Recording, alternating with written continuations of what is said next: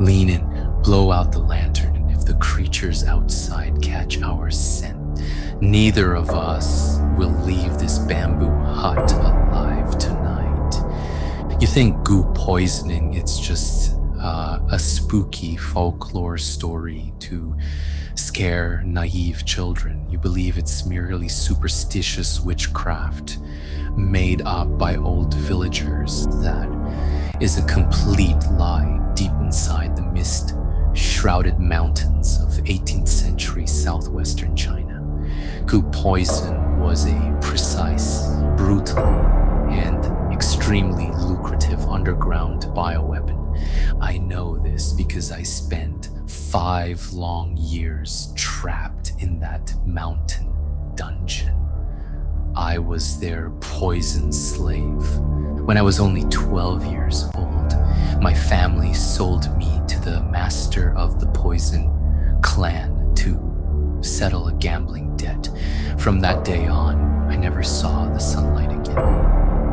Do you know how the infamous golden silkworm goo was manufactured? Every year on the day of the solstice, after a heavy rainfall, the master would capture 100 of the most venomous creatures: red-headed vipers, giant centipedes, black widow spiders, poisonous toads, and scorpions. He sealed them all together inside a single heavy bronze cauldron. No food, not a single drop of water. For the next 3 months, bone-chilling sounds of tearing, screaming, and splashing venom echoed from inside the vessel. 100 deadly beasts slaughtered and devoured each other in absolute darkness. In the end, only one creature survived, a mutated, golden, glowing monstrosity that absorbed the venom of 100 beasts. That surviving creature was the goose. But that was only the beginning. The master would grind the survivor into fine dust, mixing it with dozens of forbidden herbs to create an odorless, tasteless powder. And my job was to test the doses.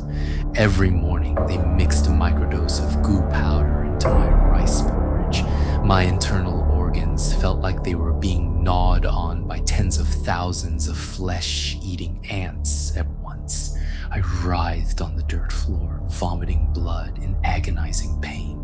But they wouldn't let me die. They fed me half antidotes, observing how the veins under my skin turned black, carefully recording the poison's incubation cycle. In the darkest days, I watched other child slaves rot from the inside out, bleeding from every orifice before their bodies were tossed into the pit to feed the insects. These poisons were sold for astronomical prices to imperial officials, wealthy aristocrats, and court concubines for the ultimate untraceable murder. One particular poison left the victim completely symptom-free for a full year, until on the 365th day, their heart suddenly ruptured as if consumed by invisible insects from within. Royal doctors could never detect a single trace until that fateful rainy night when imperial cavalry raided the village. Flames engulfed the dungeons. The bronze cauldrons burst under the intense heat, and swarms of venomous insects escaped, biting the ruthless masters to death. I fled in the chaos, sprinting through the pouring rain until my lungs nearly exploded. I survived, but my blood was permanently tainted. Even today, whenever a thunderstorm rolls in, I can still feel a faint, crawling sensation under my skin. A permanent curse left in my soul by those deadly creatures.